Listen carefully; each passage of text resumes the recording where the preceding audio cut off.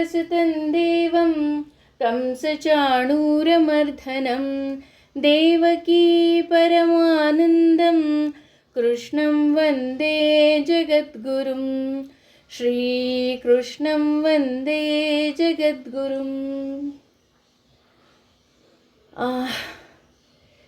ಕೃಷ್ಣ ಅಂದ ತಕ್ಷಣವೇ ನಾನು ಫಸ್ಟ್ ಕ್ಲಾಸಿಂದನೂ ಹೇಳ್ಕೊಂಡು ಬಂದಿದ್ದೀನಿ.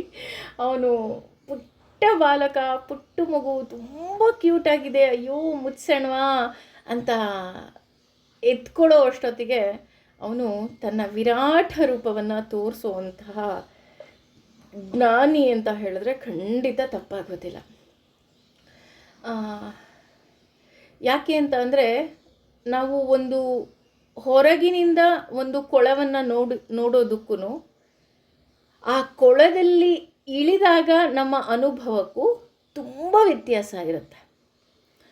ಅಂದರೆ ಅದರ ಆಳ ಏನು ಅಂತ ನಮಗೆ ತಿಳಿತಾ ಬರುತ್ತೆ. ಹಾಗೆಯೇ ಇಲ್ಲಿ ಅರ್ಜುನನಿಗೂ ಅಷ್ಟೇ, ಮೊದಲನೇ ಅಧ್ಯಾಯದಲ್ಲಿ ಅವನ ತಲೆಯಲ್ಲಿ ಏನೆಲ್ಲ ಗೊಂದಲಗಳಿತ್ತು ಅಥವಾ ಏನೆಲ್ಲ ಧರ್ಮ ಸಂಕಟ ಅನ್ಬೋದು, ಅಥವಾ ನಾನು ಅನ್ನೋ ಮಮಕಾರ ಇರ್ಬೋದು, ಅಥವಾ ಅಹಂಕಾರ ಇರ್ಬೋದು, ಎಲ್ಲವುದೂ ಇತ್ತು. ಖಾಲಿ ತಲೆ ಅದೇನೋ ಅಂತಾರಲ್ಲ, ಶೈತಾನ್ ಕಗ್ಗರ್ ಅನ್ನೋ ಹಾಗೆ ಒಂದು ಅವನದೇ ಆದಂತಹ ವಿಚಿತ್ರವಾದ ಮಂಡನೆಯನ್ನು ಕೃಷ್ಣನ ಮುಂದೆ ಇಡ್ತಾ ಬರ್ತಾನೆ. ಕೃಷ್ಣ ವರ್ಣಸಂಕರ ಆಗೋಗ್ಬಿಡತ್ತೆ, ಹಾಗಾಗ್ಬಿಡತ್ತೆ, ಹೀಗಾಗ್ಬಿಡತ್ತೆ, ಇವರೆಲ್ಲ ನನ್ನ ಅಜ್ಜಂದರು, ನನ್ನ ಅಪ್ಪನ ವಯಸ್ಸಿನವರು, ಮಕ್ಕಳಿದ್ದಾರೆ, ಮೊಮ್ಮಕ್ಕಳಿದ್ದಾರೆ, ಏನೇನೋ. ಅದನ್ನು ಹೇಳೋದಕ್ಕಿಂತ ಅದನ್ನು ನಾವು ಕೇಳಿದಾಗ ಗೊತ್ತಾಗುತ್ತೆ, ಹೌದಲ್ವಾ ಹೌದಲ್ವಾ ಹೌದಲ್ವಾ ಅಂತ ನಮಗೆ ಉತ್ತರ ಬರ್ತಾ ಹೋದರೆ, ಎರಡನೇ ಅಧ್ಯಾಯದಲ್ಲಿ ಮೊದಲಿಗೆ ಕೃಷ್ಣ ಹೇಳ್ತಾನೆ, ಕುಲಸ್ಥ ಕಶ್ಮಲಮಿದಂ, ಅಂದರೆ ನಿನ್ನ ಆಲೋಚನೆ ಕಶ್ಮಲಕ್ಕೆ ಸಮ ಅಂತ ಹೇಳ್ತಾ ಬರ್ತಾನೆ. ಅಷ್ಟೇ ಅಲ್ಲ, ಅವನು ಹಾಗೆ ಹೇಳಿದ ತಕ್ಷಣ ಅರ್ಜುನನಿಗೆ ಜ್ಞಾನೋದಯ ಆಗುತ್ತೆ. ತಕ್ಷಣ ಕೃಷ್ಣನ ಪಾದಕ್ಕೆ ಬಿದ್ದು, ತಂದೆ ನನಗೆ ಗೊತ್ತಾಗ್ತಾ ಇಲ್ಲ ಯಾವುದು ಸರಿ ಯಾವುದು ತಪ್ಪು ಅಂತ, ಯಾಕೆಂದರೆ ನೀನು ಹೇಳ್ತಾ ಇದೆಯಾ ಇದೆಲ್ಲ ತಪ್ಪು ಅಂತ, ಹಾಗಾಗಿ ನನ್ನನ್ನು ಶಿಷ್ಯನನ್ನಾಗಿ ಸ್ವೀಕಾರ ಮಾಡಿ ನನ್ನನ್ನು ಉದ್ಧರಿಸೋ ಭಾರ ನಿಂದು ಅಂತ ಕೇಳ್ತಾ ಹೋಗ್ತಾನೆ. ಅದಕ್ಕೆ ಕೃಷ್ಣ ಹೆಚ್ಚು ಕಮ್ಮಿ 53 ಶ್ಲೋಕದವರೆಗೆ ಸುದೀರ್ಘವಾಗಿ ಅವನಿಗೆ ಶಾಸ್ತ್ರದ ವರ್ಣನೆಯನ್ನು ಕೊಡ್ತಾ ಬರ್ತಾನೆ. ಅಂದರೆ ನೀನು ಹೀಗೆ ಮಾಡಬಾರ್ದು, ಹೀಗೆ ಮಾಡಬೇಕು, ಶಾಸ್ತ್ರದಲ್ಲಿ ಇದಿದೆ, ಶಾಸ್ತ್ರದಲ್ಲಿ ಹಾಗಿದೆ. ಅಂದರೆ ಯಾರೋ ಹೇಳಿದ್ರು ಅಂತ ನೀನು ಯಾವುದನ್ನು ನಂಬಬೇಡ. ಈಗ ಉದಾಹರಣೆ, ನಾನೇನೋ ಹೇಳಿದ್ರು ನೀವು ಯಾರೂ ನಂಬೇಡಿ, ನೀವು ಅದನ್ನು ಆಲೋಚಿಸಿ ಅಂತ ಕೃಷ್ಣ ಹೇಳ್ತಾ ಇದ್ದಾನೆ. ಎಷ್ಟು ಚೆನ್ನಾಗಿ ನಮಗೆ ಈ ಮೊದಲನೇ ಅಧ್ಯಾಯದಲ್ಲಿ ಅರ್ಜುನನಿಗೆ ಕಣ್ಣಿಗೆ ಪೊರೆ ಬೆಳೆದಿದ್ದನ್ನು ಎಷ್ಟು ಚೆನ್ನಾಗಿ ಕೃಷ್ಣ ಆಪರೇಷನ್ ಮಾಡ್ತಾ ಇದ್ದಾನಪ್ಪ ಅಂತ ಅಂದರೆ ನಮಗೆ ಗೊತ್ತಾಗ್ತಾ ಇದೆ ಜೀವನ ಅಂದರೆ ಏನು, ಹಾಗೆ ಈ ಜೀವನದ ಹೊಸ ದೃಷ್ಟಿಕೋನ ಕೃಷ್ಣ ನಮಗೆ ಕೊಡ್ತಾ ಇದ್ದಾನೆ. ಅಯ್ಯೋ ಹೌದಲ್ವಾ, ನಾನು ಹೀಗೆ ಮಾಡಬಾರ್ದಲ್ವಾ, ಹೀಗೆ ಮಾಡಿದ್ರೆ ತಪ್ಪಲ್ವಾ. ಕಣ್ಣಿನ ಆಪ್ರೇಷನ್ ಮಾಡಿದ ತಕ್ಷಣ ಎಷ್ಟು ಖುಷಿ ಆಗುತ್ತಲ್ವ. ಅಂದರೆ ನೋವು ಇರುತ್ತೆ, ಇಲ್ಲ ಅಂತ ಅಲ್ಲ, ಆದರೆ ಆಪ್ರೇಷನ್ ಆದವ್ರಿಗೆ ಕೇಳಿ, ಈಗ ಎಷ್ಟು ಚೆನ್ನಾಗಿ ಕಾಣ್ತಿದೆ, ನಾನು ತುಂಬ ನೋವು ಅನುಭವಿಸ್ಬಿಟ್ಟೆ ಅಂತ ಹೇಗೆ ಹೇಳ್ತಾರೋ ಹಾಗೆಯೇ ಕೃಷ್ಣ ಹೆಜ್ಜೆ ಹೆಜ್ಜೆಗೆ ನಮಗೆ ಒಂದು ಹೊಸ ದೃಷ್ಟಿಕೋನವನ್ನು ಕೊಡ್ತಾ ಇದ್ದಾನೆ. ಅದಕ್ಕೇ ಭಗವದ್ಗೀತೆ ಶುರು ಆಗೋದೇ ಧೃತರಾಷ್ಟ್ರ ಉವಾಚ ಅಂತ. ಅವನು ಹುಟ್ಟು ಕುರುಡ, ಆದರೆ ನಾವು ಕಣ್ಣಿದ್ದೂ ಕುರುಡ್ರು. ನಾವು ಅಂದ್ಕೊತಾ ಇದ್ದೀವಿ ಅಷ್ಟೇ, ನಾವೆಲ್ಲದನ್ನ ನೋಡ್ತಾ ಇದ್ದೀವಿ ಅಂತ. ಆದರೆ ಕೃಷ್ಣ ನಮಗೆ ದೃಷ್ಟಿಯನ್ನು ಕೊಡ್ತಾ ಇದ್ದಾನೆ. ನಮಗೆ ಕಣ್ಣಿತ್ತು, ನೋಡೋ ಶಕ್ತಿ ಇತ್ತು, ಆದರೆ ಇದಕ್ಕೆ ಕೃಷ್ಣ ಏನು ಮಾಡ್ತಾ ಇದ್ದಾನೆ, ನೋಡು ನೀನು ನೋಡ್ತಾ ಇದ್ದಿದ್ದು ಸರಿ ಇಲ್ಲ ಪುಟ, ಹೀಗೆ ಇದು ನಿಜವಾದ ಜೀವನ ಅಂತ ನಮಗೆ ಹೊಸ ದೃಷ್ಟಿಕೋನವನ್ನು ಕೊಡ್ತಾ ಇದ್ದಾನೆ. ಒಂದು ನೀವೆಲ್ಲ ನೋಡಿರ್ತೀರ ಅಂತ ಅಂದ್ಕೊತೀನಿ. ಒಂದು ಸಿಂಹದ ಮರಿಯನ್ನು ಹಿಡ್ಕೊಂಡಿರುತ್ತೆ. ನಾವೇನು ಅಂದ್ಕೊತೀವಿ ಅಂದರೆ ಅದು ತಿಂತಾ ಇದೆ ಅಂತ ನಾವು ಅನ್ಕೊತೀವಿ. ಆದರೆ ಇನ್ನೊಂದು ದೃಷ್ಟಿಕೋನದಲ್ಲಿ ನೋಡಿದಾಗ ಅದು ತಿಂತಾ ಇರಲ್ಲ, ಇನ್ನೊಂದು ಕಡೆಗೆ ಅದನ್ನು ಕರ್ಕೊಂಡು ಹೋಗಿ ಇಡ್ತಾ ಇರುತ್ತೆ. ಎಷ್ಟು ವ್ಯತ್ಯಾಸ ಇದೆ ಅಲ್ವಾ? ಹಾಗೆಯೇ ನಾವು ಅಷ್ಟೇ ಈ ಜೀವನದಲ್ಲಿ ನಾನು ಒಬ್ಬಳೇ ನೋವನ್ನು ಅನುಭವಿಸ್ತಾ ಇದ್ದೀನಿ, ಅಥವಾ ನಾನು ಒಬ್ಬಳೇ ಕಷ್ಟವನ್ನು ಅನುಭವಿಸ್ತಾ ಇದ್ದೀನಿ, ಇನ್ನೆಲ್ಲರೂ ಸುಖವಾಗಿದ್ದಾರೆ, ನಾನು ಏನು ತಪ್ಪು ಮಾಡಿದ್ನಪ್ಪ ಅಂತ ಅಂದ್ಕೊಳ್ಳೋ ಎಷ್ಟೋ ಜನಕ್ಕೆ ಕೃಷ್ಣ ಇಲ್ಲ, ಇದೆಲ್ಲ ಪೂರ್ವ ಜನ್ಮದ್ದು. ಅದರ ಜೊತೆಗೆ ನಮಗೆ ಹೊಸ ದೃಷ್ಟಿಕೋನ. ಎಷ್ಟು ಚೆನ್ನಾಗಿ ಕಣ್ಣಿನ ಆಪ್ರೇಷನ್ ಮಾಡ್ತಾ ಇದ್ದಾನೆ, ಎಷ್ಟು ಚೆನ್ನಾಗಿ ದೃಷ್ಟಿಕೋನವನ್ನು ಕೊಡ್ತಾ ಇದ್ದಾನೆ ಅಂದರೆ ನಿಜವಾಗ್ಲೂ ನಾವೆಲ್ಲರೂ ಪುಣ್ಯವಂತರು ಅಂತ ನಾನು ಅನ್ಕೊತೀನಿ.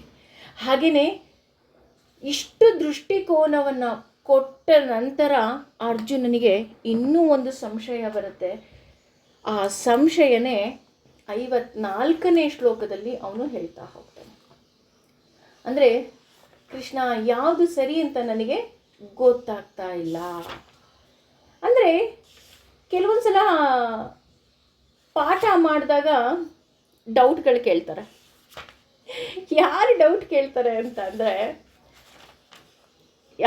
ಕೇಳ್ತಾರೆ ಅನ್ನೋದಕ್ಕಿಂತ ಯಾರು ಕೇಳಲ್ಲ ಅಂತ ಫಸ್ಟ್ ಹೇಳ್ಬಿಡ್ತೀನಿ. ಒಂದು ಪೂರ್ತಿ ಅರ್ಥ ಆಗಿರೋರು, ಇನ್ನೊಂದು ಅರ್ಥನೇ ಆಗಿಲ್ಲದೆ ಇರೋರು. ಯಾಕೆ ಅಂದರೆ ಅವ್ರಿಗೇನು ಅರ್ಥನೇ ಆಗಿರಲ್ಲ ಅಲ್ವಾ, ಅವ್ರು ಏನು ಡೌಟ್ ಕೇಳೋದಕ್ಕೆ ಸಾಧ್ಯ ಅಲ್ವಾ? ಹಾಗೆಯೇ ಇಲ್ಲಿ ಯಾರಿಗೆ ಅರ್ಥ ಆಗಿರುತ್ತೋ ಅವ್ರೇನು ಮಾಡ್ತಾ ಹೋಗ್ತಾರೆ, ಇನ್ನೊಂದು ಚೂರು ಕೆದಕುವಂತಹ ಪ್ರಯತ್ನವನ್ನು ಮಾಡ್ತಾ ಹೋಗ್ತಾರೆ. ಅಂದರೆ ಹೌದಾ, ಇದಕ್ಕೆ ಈ ಥರನೂ ದೃಷ್ಟಿಕೋನ ಇದೆಯಾ, ಅಥವಾ ಇದು ಸರಿ ಇದೆಯಾ, ಇದು ತಪ್ಪಿದೆಯಾ ಅಂತ ಪ್ರಶ್ನೆಯನ್ನು ಮಾಡ್ತಾ ಹೋಗ್ತಾರೆ. ಹಾಗೆಯೇ ಇಲ್ಲಿ ಅರ್ಜುನನ ಪ್ರಶ್ನೆಯೂ ಸಹ ಆ ಥರದ್ದೇ ಆಗಿದೆ. ಆದರೆ ತುಂಬ ಜನ ಹೇಳೋದೇನಪ್ಪ ಅಂದರೆ, ಹಾಗಾದರೆ ಅರ್ಜುನ ಜ್ಞಾನಿ ಅಲ್ವಾ ಅಂತ ಏನಾದರೂ ನೋಡೋದಾದರೆ, ಅರ್ಜುನ ಜ್ಞಾನಿಯಲ್ಲಿ ಜ್ಞಾನಿ, ಮಹಾಜ್ಞಾನಿ ಅವನು. ಆದರೆ ಅವನು ಯಾಕೆ ಈ ರೀತಿ ಪ್ರಶ್ನೆಯನ್ನು ಕೇಳ್ತಾ ಇದ್ದಾನೆ ಅಂತ ಅಂದರೆ, ಕೆಲವೊಮ್ಮೆ ದಡ್ಡರಿಗೆ ಯಾವ ರೀತಿ ಪ್ರಶ್ನೆ ಕೇಳಬೇಕು ಅಂತಲೂ ಗೊತ್ತಿರೋದಿಲ್ವಂತೆ. ಅರ್ಥ ಆಯ್ತಾ? ಇಲ್ಲಿ ದಡ್ಡರು ಅಂದರೆ ಅರ್ಥ ಆಗದೇ ಇರೋರು ಅಂತ ಅಲ್ಲ. ಅಂದರೆ ನಮಗೆ ಭಗವಂತನ ಹತ್ರ ಯಾವ ರೀತಿ ಪ್ರಶ್ನೆಯನ್ನು ಕೇಳಬೇಕು, ಯಾವ ರೀತಿ ಪ್ರಶ್ನೆ ಕೇಳಿದ್ರೆ ಇನ್ನೂ ಯಾವ ರೀತಿ ಹೊಸ ಉತ್ತರ ಬರುತ್ತೆ ಅನ್ನೋ ಒಂದು ಪುಟ್ಟ ಕಲ್ಪನೆಯೂ ಸಹ ನಮಗೆ ಇರೋದಿಲ್ಲ. ನಾವೆಲ್ಲ ಅಜ್ಞಾನಿಗಳು, ದಡ್ಡರು ಅಲ್ಲ, ಅಜ್ಞಾನಿಗಳು.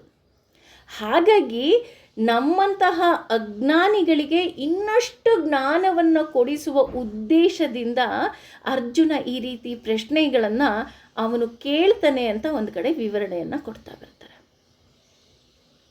ಅಂದರೆ ಕೆಲವೊಮ್ಮೆ ಏನಾಗುತ್ತೆ, ಭಯ ಇರುತ್ತೆ. ಅಯ್ಯೋ, ಇದು ಕೇಳೋ ಪ್ರಶ್ನೆನಾ, ಇದು ಕೇಳದೇ ಇರೋ ಪ್ರಶ್ನೆನಾ, ಈ ರೀತಿ ಕೇಳಿದ್ರೆ ಏನೆಲ್ಲ ಉತ್ತರ ಬರ್ಬೋದು, ನಮಗೆ ಗೊತ್ತಿಲ್ಲ. ಹಾಗಾಗಿ ಅರ್ಜುನನ ಮುಖೇನ ಇಲ್ಲಿ ಭಗವಂತ ನಮಗೇನು ಮಾಡ್ತಾ ಇದ್ದಾನೆ, ಈ ಥರನೂ ನಿಮಗೆಲ್ಲ ಪ್ರಶ್ನೆ ಇರುತ್ತೆ, ಆ ರೀತಿಯಾದಂತಹ ಪ್ರಶ್ನೆಗಳಿಗೆ ಇನ್ನೂ ಸುಲಭವಾಗಿ ಹಾಗೂ ಇನ್ನೂ ಸುಂದರವಾಗಿ ನಾನು ಉತ್ತರವನ್ನು ಕೊಡ್ತೀನಿ, ನಿಮಗೆ ಜ್ಞಾನವನ್ನು ಕೊಡ್ತೀನಿ. ಯಾಕೆ ಜ್ಞಾನವನ್ನು ಕೊಡ್ತಾನೆ? ಮೊದಲೇ ಅರ್ಜುನ ಹೇಳಿಬಿಟ್ಟಿದ್ದಾನಲ್ವಾ, ನನ್ನನ್ನು ಶಿಷ್ಯನನ್ನಾಗಿ ಸ್ವೀಕಾರ ಮಾಡು. ನಾವು ಅವತ್ತು ಸಂಕಲ್ಪ ಮಾಡಿದ್ವಿ, ಭಗವಂತ ನಮ್ಮನ್ನು ಶಿಷ್ಯರನ್ನಾಗಿ ಸ್ವೀಕಾರ ಮಾಡು ತಂದೆ. ಯಾಕೆಂದರೆ ನಮಗೂ ಏನೂ ಗೊತ್ತಿಲ್ಲ, ಈ ಜೀವನ ಅಂದರೆ ಏನು, ಈ ಬದುಕು ಅಂದರೆ ಏನು. ನಾವು ಈ ದೇಹನೇ ನಾವು ಅಂತ ಅಂದ್ಕೊಂಡ್ಬಿಟ್ಟಿದ್ವಿ. ಕೊನೆಗೆ ಗೊತ್ತಾಯಿತು, ಎಸ್, ನಾನು ಅಂದರೆ ಈ ದೇಹನೂ ಅಲ್ಲ, ಅಥವಾ ಈ ದೇಹದ ಒಳಗಿರೋ ಆತ್ಮನೂ ಅಲ್ಲ. ಅದೆರಡೂ ಭಗವಂತ ನೀಡಿರುವಂತಹ ಕರುಣೆ ಅಥವಾ ಭಿಕ್ಷೆ. ಯಾಕೆಂದರೆ ಅವನು ಸೂತ್ರಧಾರಿಯಾಗಿದ್ದಾನೆ, ನಾನು ಕೇವಲ ಪಾತ್ರಧಾರಿಯಾಗಿದ್ದೀವಿ ಅನ್ನೋದು ಮಾತ್ರ ನಮ್ಮೆಲ್ಲರಿಗೂ ಗೊತ್ತಾಗಿರುವಂತಹ ಇಲ್ಲಿಯವರೆಗಿನ ವಿಷಯ. ಹಾಗೆಯೇ ಅರ್ಜುನ ಕೇಳ್ತಾ ಹೋಗ್ತಾನೆ. ಅರ್ಜುನ ಉವಾಚ, ಅರ್ಜುನ ಹೇಳ್ತಾನೆ ಏನಂತ, ಸ್ಥಿತಪ್ರಜ್ಞಸ್ಯ ಅಂದರೆ ಸ್ಥಿತವಾದ ಪ್ರಜ್ಞೆಯಲ್ಲಿ ನೆಲೆಸಿರುವವನು. ಈಗ ನೀನು ಹೇಳಿದೆ ಅಲ್ವಾ ಕೃಷ್ಣ, ಭಗವಂತನನ್ನು ಕಾಣಬೇಕು, ಕರ್ಮಣ್ಯೇವಾಧಿಕಾರಸ್ಥೆ ಮಾ ಫಲೇಷು ಕದಾಚನ ಅಂತ ಎಲ್ಲ ನೀನು ಹೇಳಿಬಿಟ್ಟೆ. ಅಂದರೆ ಕರ್ಮದ ಫಲದ ಅಪೇಕ್ಷೆಯನ್ನು ನಾನು ಪಡಬಾರ್ದು ಅಂತ. ಹಾಗಿದ್ರೆ ಈ ಸ್ಥಿತ ಪ್ರಜ್ಞೆಯಲ್ಲಿ ಇರುವವರು ಕಾ ಅಂದರೆ ಏನು, ಭಾಷಾ ಅಂದರೆ ಭಾಷೆಯು, ಸಮಾಧಿಸ್ತ್ವ ಅಂದರೆ ಸಮಾಧಿಯಲ್ಲಿರುವವನ, ಕೇಶವ ಅಂದರೆ ಕೇಶವ ಅಂತ ಯಾಕೆ ಹೇಳ್ತಾನೆ ಅಂತ ಆಮೇಲೆ ಹೇಳ್ತೀನಿ. ಕೇಶವ ಅಂದರೆ ಕೃಷ್ಣ. ಸ್ಥಿತಾದಿ ಅಂದರೆ ಸ್ಥಿತನಾಗಿರುವವನು, ಕಿಂ ಏನು, ಪ್ರಭಾಷತ ಅಂದರೆ ಈ ಹೇಗೆ ಮಾತನಾಡೋದು ಅಂತ ಮಾತನಾಡ್ತಾನೆ. ಕಿಂ ಅಂದರೆ ಹೇಗೆ, ಅಸ್ಥಿತ ಕುಳಿತುಕೊಳ್ಳುತ್ತಾನೆ, ಪ್ರಜೇತ ನಡೆಯುತ್ತಾನೆ, ಕಿಂ ಹೇಗೆ. ಅಂದರೆ ಇಲ್ಲಿ ಅರ್ಜುನ ಕೇಳ್ತಾ ಇದ್ದಾನೆ, ಹಾಗಿದ್ರೆ ಸ್ಥಿತ ಪ್ರಜ್ಞೆಯಲ್ಲಿ ಇರುವವನ ಲಕ್ಷಣಗಳೇನು, ಅವನು ಹೇಗೆ ಮಾತಾಡ್ತಾನೆ, ಅವನ ಭಾಷೆ ಯಾವುದು, ಅವನು ಹೇಗೆ ಕುಳಿತುಕೊಂತಾನೆ, ಅವನು ಹೇಗೆ ನಡೀತಾನೆ. ಯಾಕೆ ಇಲ್ಲಿ ಸ್ಥಿತ ಪ್ರಜ್ಞೆಯ ಬಗ್ಗೆ ಕೇಳ್ತಾ ಇದ್ದಾನಪ್ಪ ಅಂತ ನಾವೇನಾದರೂ ನೋಡೋದಾದರೆ, ಇದು ನಮ್ಮೆಲ್ಲರಿಗೂ ಇರುವಂತಹ ಗೊಂದಲದ ಪ್ರಶ್ನೆ ಅಂತ ಹೇಳಿದ್ರೆ ಖಂಡಿತ ತಪ್ಪಾಗೋದಿಲ್ಲ. ಹೌದಾ, ಭಗವಂತ ಕಾಣಿಸ್ಬಿಡ್ತಾನ, ಭಗವಂತ ಕಂಡ್ರೆ ನಾವು ಹೇಗಿರಬೇಕು, ಹೇಗಿರ್ತಾರೆ, ನಾವು ಯಾರನ್ನ ದೇವಮಾನವರು ಅಂತ, ಈಗ ಸ್ವಯಂ ಘೋಷಿತ ದೇವಮಾನವರು ತುಂಬ ಜನ ಇದ್ದಾರೆ ಅಲ್ವಾ, ಅವರೆಲ್ಲರನ್ನ ನಾವು ಪೂಜೆ ಮಾಡೋದು ಸರಿನಾ?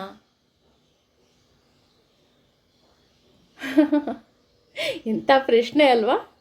ನಾವು ಅನ್ಕೊತಾ ಇದ್ದೀವಿ ಅಷ್ಟೇ, ಅರ್ಜುನ ಏನೋ ಒಂದೇ ಒಂದು ಪ್ರಶ್ನೆಯನ್ನು ಕೇಳಿಬಿಟ್ಟ ಅಂತ. ಆದರೆ ಇಲ್ಲಿ ಅರ್ಜುನ ಏನೋ ಪ್ರಶ್ನೆಯನ್ನು ಕೇಳಿಲ್ಲ, ನಮ್ಮೊಳಗಿರುವ ದೊಡ್ಡ ಗೊಂದಲ ಕೇಳ್ತಾ ಇದ್ದಾನೆ.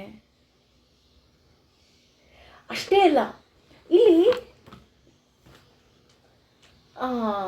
ನಾನು ಆಗಲೇ ಹೇಳಿದ ಹಾಗೆ ಕೇಶವ ಅಂತಲೇ ಯಾಕೆ ಇಲ್ಲಿ ಉಚ್ಚಾರ ಮಾಡೋದ್ನಪ್ಪ ಅಂತ ಅಂದರೆ, ನಾವು ವಿಷ್ಣು ಸಹಸ್ರನಾಮದಲ್ಲಿ ಆಲ್ರೆಡಿ ತಿಳ್ಕೊಂಬಿಟ್ಟಿದ್ದೀವಿ.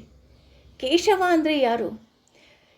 ಕ ಪ್ಲಸ್ ಶ ಪ್ಲಸ್ ವ ಕೇಶವ ಅಂತ ಹೇಳ್ತಾ ಹೋಗ್ತಾರೆ. ಅಂದರೆ ಬ್ರಹ್ಮ ವಿಷ್ಣು ಮಹೇಶ್ವರ ಮೂರರಲ್ಲೂ ಸನ್ನಿಹಿತನಾಗಿರುವವನು, ಮೂರರಲ್ಲೂ ಸನ್ನಿಹಿತನಾಗಿ ಈ ಸೃಷ್ಟಿ ಸ್ಥಿತಿ ಸಂಹಾರದ ಕಾರ್ಯವನ್ನು ನಿರಂತರವಾಗಿ ಮಾಡುತ್ತಿರುವ ಭಗವಂತ ಕೇಶವ. ಅಷ್ಟೇ ಅಲ್ಲ, ಕೇಶವ ಅಂತ ಕರಿಬೇಕಾದ್ರೆ ಕೃಷ್ಣನಿಗೆ ಗುಂಗುರು ಕೂದಲಿರುತ್ತಲ್ಲ, ಅವನು ನೋಡೋದಕ್ಕೆ ತುಂಬ ಆಕರ್ಷಕವಾಗಿದ್ದಂತೆ. ಇವತ್ತು ನುಡಿಮುತ್ತಲ್ಲಿ ಇತ್ತು, ಎಲ್ಲರೂ ಕೇಳಿದ್ದೀರಾ ಅಂತ ಅನ್ಕೊತೀನಿ. ಭಗವಂತ ಅಯಸ್ಕಾಂತ ಇದ್ದ ಹಾಗೆ ನಾವೆಲ್ಲರೂ ಕಬ್ಬಿಣದ ಅದಿರುಗಳು, ನಾವು ಅದಕ್ಕೆ ಅಟ್ರಾಕ್ಟ್ ಆಗ್ತಾ ಹೋಗ್ತೀವಿ. ಭಗವಂತ ಅಂದ ತಕ್ಷಣ ನಮ್ಮೆಲ್ಲರಿಗೂ ಆಸೆ ಅಲ್ವಾ. ಆದರೆ ಕೆಲವೊಮ್ಮೆ ಆ ಕಬ್ಬಿಣಕ್ಕೆ ಏನಾದರೂ ಮಣ್ಣು ತುಂಬ್ಕೊಂಡ್ಬಿಟ್ರೆ ಅಯಸ್ಕಾಂತದ ಹತ್ರ ಹೋಗೋದಕ್ಕೆ ಸಾಧ್ಯನೇ ಇಲ್ಲ ಅಲ್ವಾ. ಹಾಗಿದ್ರೆ ಅಯಸ್ಕಾಂತದ ತಪ್ಪ ಕಬ್ಬಿಣದ ತಪ್ಪ? ಅಯಸ್ಕಾಂತದ ತಪ್ಪಿಲ್ಲ. ಭಗವಂತ ಚೇತನ, ಅವನು ಹಾಗೇ ಇದ್ದಾನೆ.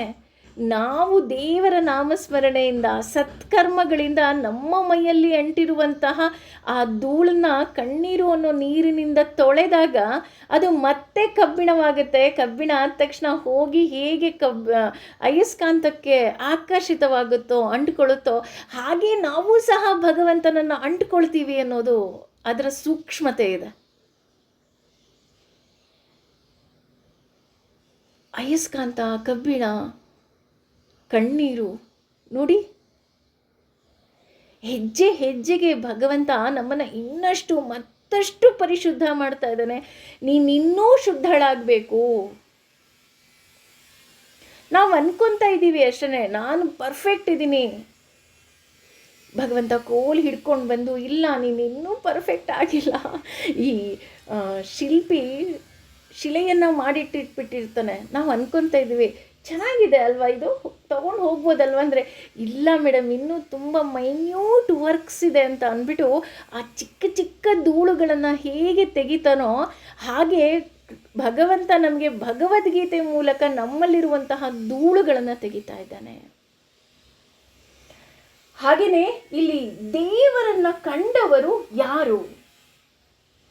ಏಕೆಂದರೆ ಸಾಮಾನ್ಯರು ದೇವರನ್ನು ಕಾಣೋದಕ್ಕೆ ಸಾಧ್ಯನೇ ಇಲ್ಲ. ನೀವೇನಾದ್ರು ದೇವರನ್ನು ಕಂಡಿದ್ದೀರಾ ಅಂತ ಕೇಳು, ಇಲ್ಲ ನಾವು ದೇವರನ್ನು ಕಂಡಿಲ್ಲ. ದೇವ್ರು ಹೇಗಿದ್ದಾನೆ ನಮಗೆ ಗೊತ್ತಿಲ್ಲ. ಆದರೆ ಕೆಲವ್ರು ಹೇಳ್ತಾರಲ್ವ, ನಾನು ದೇವ್ರನ್ನ ಕಂಡುಬಿಟ್ಟಿದ್ದೀನಿ, ದೇವ್ರು ನನ್ನ ಮೈ ಮೇಲೆ ಬಂದುಬಿಡತ್ತೆ. ಹೌದಾ? ದೇವರು ಅವ್ರ ಮೈ ಮೇಲೆ ಏನಕ್ಕೆ ಬಂತು? ಯಾವ ಥರ ಪ್ರಶ್ನೆ ಮಾಡಿದ್ದೀರಾ ನೋಡಿ, ಎಷ್ಟು ನಮಗೆ ಕೃಷ್ಣ ಕ್ವಶ್ಚನ್ ಮಾರ್ಕ್ಸ್ ಎಷ್ಟು ಹಾಕ್ತಾ ಇದ್ದಾನೆ ಅಂದರೆ, ನಾನು ಯಾಕೆ ಬರಲಿ ಹಾಗೆಲ್ಲ ಅಲ್ವಾ? ಪ್ರಶ್ನೆ ಹಾಕ್ತಾ ಇದ್ದಾನೆ ನಮ್ಮನ್ನು ನಾವು ಇನ್ನಷ್ಟು ಪಕ್ಕಾ ಮಾಡ್ಕೋಬೇಕು ಅಂತ. ಅದಕ್ಕೋಸ್ಕರ ಅರ್ಜುನ ಇಲ್ಲಿ ಕೇಳ್ತಾ ಇದ್ದಾನೆ, ನೀನು ಹೇಗಿರ್ತಾರೆ ಅವರು ಸಾಮಾನ್ಯವಾಗಿ, ಅಥವಾ ನಿನ್ನನ್ನು ಕಂಡವರು ಹೇಗಿರ್ತಾರೆ? ಅದಕ್ಕೆ ಜ್ಞಾನ ಸ್ಥಿರ ಅಂತ ಹೇಳ್ತಾ ಹೋಗ್ತಾರೆ. ಅಂದರೆ ಅವರಿಗೆ ಸ್ಥಿತಪ್ರಜ್ಞಸ್ಯ, ಅವ್ರು ಹೇಗಿರ್ತಾರೆ, ಅವರ ಸ್ಥಿತಪ್ರಜ್ಞೆ ಹೇಗಿರುತ್ತೆ? ಅದಕ್ಕೆ ಹೇಳ್ತಾ ಹೋಗ್ತಾರೆ, ಅಭಯಂ ಸ್ಪಷ್ಟ ಸಂಶುದ್ಧಿ ಅಂತ. ಅಂದರೆ ಕೃಷ್ಣನನ್ನು ನಂಬಿದವರಿಗೆ ಯಾವುದೇ ಕಾರಣಕ್ಕೂ ಅಪನಂಬಿಕೆ ಇರೋದಕ್ಕೆ ಸಾಧ್ಯವೇ ಇಲ್ಲ. ನೀನೇನಾದ್ರು ಭಗವಂತನ ಬಗ್ಗೆ ಅಪನಂಬಿಕೆ ಪಡ್ತಾ ಇದೆಯಾ, ಅಥವಾ ಭಗವಂತ ನನ್ನ ಕೈ ಬಿಟ್ಟ ಅಂತ ನೀನೇನಾದರೂ ಅನ್ಕೊತಾ ಇದೆಯಾ? ಹಾಗಿದ್ರೆ ನೀನು ಭಗವಂತನನ್ನು ಕಾಣೋದಕ್ಕೆ ಸಾಧ್ಯವೇ ಇಲ್ಲ. ನೀನು ಭಗವಂತನನ್ನು ಕಾಣಬೇಕಾ, ನೀನು ನಂಬಿಕಸ್ಥನಾಗಿರಬೇಕು. ಅಂದರೆ ಇಲ್ಲ, ನನಗೆ ಭಗವಂತ ಒಳ್ಳೇದು ಮಾಡೇ ಮಾಡ್ತಾನೆ ಅಂತ ಇರಬೇಕು. ಹಾಗೆ ಅದು ಹೇಗಿರುತ್ತಪ್ಪ ಅಂತ ಅಂದರೆ ಸದೃಢ ನಂಬಿಕೆಯಾಗಿರುತ್ತೆ. ಅಂದರೆ ಕೆಲವರು ಈಗ ನಾವು ಮಾತಾಡಬೇಕಾದ್ರೂ ನಾವೇನು ಅನ್ಕೊತೀವಿ, ಏನೋ ಒಳ್ಳೇದಕ್ಕೆ ಮಾಡ್ತಿರಬಹುದು ಅನ್ನೋ ಪದ ಬರುತ್ತೆ ವಿನಃ ಒಳ್ಳೇದಕ್ಕೆ ಮಾಡ್ತಿದ್ದಾನೆ ಕಣ್ರಿ ಅಂತ ನಾವು ವಾದ ಮಾಡೋದೇ ಇಲ್ಲ. ಯಾಕೆಂದರೆ ನಮಗೆ ಇನ್ನೂ ಅಷ್ಟು ಸದೃಢತೆ ಬಂದಿಲ್ಲ ಅಲ್ವಾ? ಆದರೆ ಇಲ್ಲಿ ಕೃಷ್ಣ ಹೇಳ್ತಾ ಇದ್ದಾನೆ, ಅಂತಹ ಸದೃಢ ಮನಸ್ಥಿತಿಗೆ ನಾವು ಹೋಗಬೇಕು. ಅಷ್ಟೇ ಅಲ್ಲ, ಇಲ್ಲಿ ಸಮಾಧಿಸ್ತ್ವ ಅಂದರೆ ಸಮಾಧಿ ಸ್ಥಿತಿಗೆ ಅವರು ಹೋಗ್ತಾರೆ. ಇಲ್ಲಿ ಸಮಾಧಿ ಅಂತ ಅಂದರೆ ಸಮ್ಯಕ್ ಆಧಾನ್ ಅಂತ ಹೇಳ್ತಾರೆ. ಅಂದರೆ ದೇವನನ್ನು ಚೆನ್ನಾಗಿ ನೆಲೆಸಿರುತ್ತಾನೆ. ಈಗ ಉದಾಹರಣೆ ಸಮಾಧಿ ಸ್ಥಿತಿ ಅಂತ ಅಂದಾಗ ನಮ್ಮೆಲ್ಲರಿಗೂ ನೆನಪಾಗೋದು ನಮ್ಮ ರಾಘವೇಂದ್ರ ಸ್ವಾಮಿಗಳು ಅಲ್ವಾ? ಅವರು ಸಮಾಧಿ ಸ್ಥಿತಿಗೆ ಹೋಗ್ತಾರೆ. ಅವರು ಇನ್ನೂ ಜೀವಂತವಾಗಿದ್ದಾರೆ ಅಂತಲೇ ನಾವೆಲ್ಲರೂ ನಂಬ್ತೀವಿ ಅಲ್ವಾ? ಅವರು ಅಲ್ಲಿ ಏನು ಮಾಡ್ತಾ ಇದ್ದಾರೆ ಅಂತ ನಾವೇನಾದರೂ ನೋಡೋಕೆ ಹೋದರೆ, ಅವರು ಆ ಸ್ಥಿತಿಯಲ್ಲಿ ದೇವರನ್ನು ತುಂಬ ಚೆನ್ನಾಗಿ ಕಾಣ್ತಾ ಇದ್ದಾರಂತೆ. ಅವರು ದೇವರನ್ನು ಕಂಡಿರುವವರು, ನಾವಲ್ಲ. ನಾವು ದೇವರನ್ನು ಕಾಣೋದಿಕ್ಕಾಗತ್ತಾ? ದೇವರನ್ನು ಕಾಣೋದಿರಲಿ, ದೇವ ಮಾನವರು ಅಂತ ಹೇಳುವಂತಹ ರಾಘವೇಂದ್ರ ಸ್ವಾಮಿಗಳನ್ನೂ ಸಹ ನಾವು ಕಾಣೋದಿಕ್ಕೆ ಆಗೋದಿಲ್ಲ. ನಮ್ಗೆ ಆ ಶಕ್ತಿ ಇಲ್ಲ ಅಲ್ವಾ? ಹಾಗಾಗಿ ಅವನು ಅದನ್ನು ಏನನ್ನ ಗುರುತಿಸ್ಬೇಕಪ್ಪ ಅಂತ ಅಂದರೆ, ದೇವಮಾನವರು ಅಂದರೆ ಇಲ್ಲಿ ಕೃಷ್ಣ ಹೇಳ್ತಾ ಇದ್ದಾರೆ, ನೀನು ಯಾರನ್ನ ನಂಬುತ್ತಾ ಇದೀಯ ಅಂತಹ ನೀನು ಮೊದಲು ನಂಬು.